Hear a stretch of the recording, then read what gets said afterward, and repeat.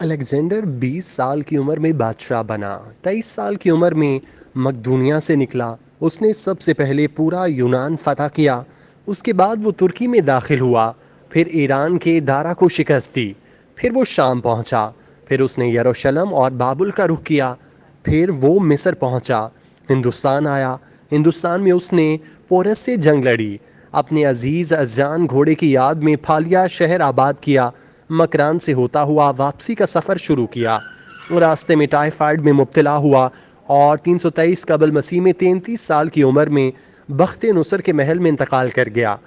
دنیا کو آج تک بتایا گیا وہ انسانی تاریخ کا عظیم جرنیل، فاتح اور بادشاہ تھا، اور تاریخ نے اس کے کارناموں کی وجہ سے اسے الیگزینڈر دا گریٹ کا نام دیا، اور ہم نے اسے سکندر اعظم یعنی بادشاہوں کا بادشاہ بنا دیا۔ لیکن آج 21ویں صدی میں پوری دنیا کے مورخین کے سامنے یہ سوال رکھتا ہوں کہ کیا حضرت عمر فاروق رضی اللہ تعالیٰ عنہ کے ہوتے ہوئے الیگزینڈر کو سکندر اعظم کہلانے کا حق حاصل ہے؟ دنیا بھر کے مورخین کو سکندر اعظم اور حضرت عمر فاروق رضی اللہ تعالیٰ عنہ کی فتوحات اور کارناموں کے موازنے کی دعوت دیتا ہوں۔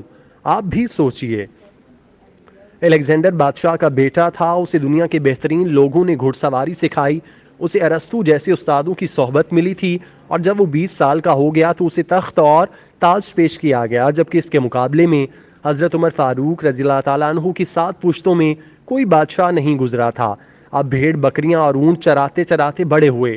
آپ نے تلوار بازی اور تیر اندازی میں بھی کسی اکیڈمی سے تعلیم حاصل نہیں کی۔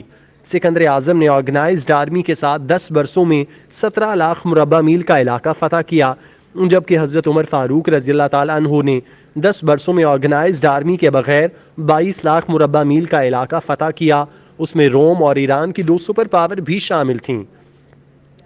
آج کے سیٹلائٹ، میزائل اور آبدوزوں کے دور میں بھی دنیا کے کسی حکمران کے پاس اتنی بڑی سلطنت نہیں تھی جو حضرت عمر فاروق رضی اللہ تعالیٰ عنہ نے نہ صرف گھوڑوں کی پیٹھ پر فتح کی بلکہ ان کا انتظام اور انصرام بھی چلایا۔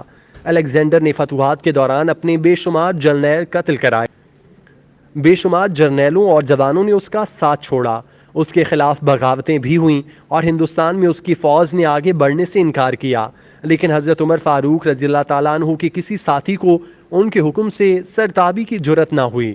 وہ ایسے کمانڈر تھے کہ آپ نے عین میدان جنگ میں عالم اسلام کے سب سے بڑے سپہ سالار حضرت خالد بن ولید کو معزول کر دیا اور کسی کو یہ حکم ٹالنے کی جرت نہ ہوئی۔ آپ نے سعد بن ابی وقاص کو کوفے کے گورنر سے ہٹا دیا، آپ نے حضرت حارث بن کعب سے گورنری واپس لی، آپ نے حضرت عمرو بن عاص کو مال ضبط کیا، اور آپ نے حمص کے گورنر کو واپس بلا کر اونٹ چرانے پر لگا دیا، لیکن کسی کی حکم عدولی کی جرت نہ تھی۔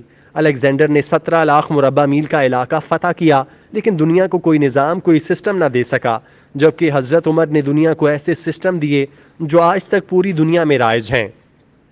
سن ہجری کا اجراء کیا، جیل کا تصور دیا، مؤذن کی تنخواہ مقرر کی، مسجدوں میں روشنی کا بندوبست کرایا، پولیس کا محکمہ بنایا، ایک مکمل عدالتی نظام کی بنیاد رکھی، آبپاشی کا نظام قائم کرایا، فوجی چھاونیاں بنوائیں اور فوج کا باقاعدہ محکمہ قائم کیا۔ آپ نے دنیا میں پہلی بار دودھ پیتے بچوں، معذوروں، بیواؤں اور بے آسروں کے لیے وظائف مقرر کیے۔ آپ نے دنیا میں پہلی بار حکمرانوں، سرکاری عہدیداروں اور والیوں کے اثاثے ڈکلیئر کرنے کا تصور دیا۔ آپ نے بے انصافی کرنے والے ججوں کو سزا دینے کا سلسلہ شروع کیا۔ آپ نے دنیا میں پہلی بار حکمران کلاس کی اکاؤنٹیبلٹی شروع کی۔ آپ راتوں کو تجارتی قافلوں کی چوکیداری کرتے۔ آپ فرمایا کرتے جو حکمران عدل کرتے ہیں وہ راتوں کو بے خوف سوتے ہیں۔ آپ کا فرمان تھا قوم کا سردار قوم کا سچا خادم ہوتا ہے۔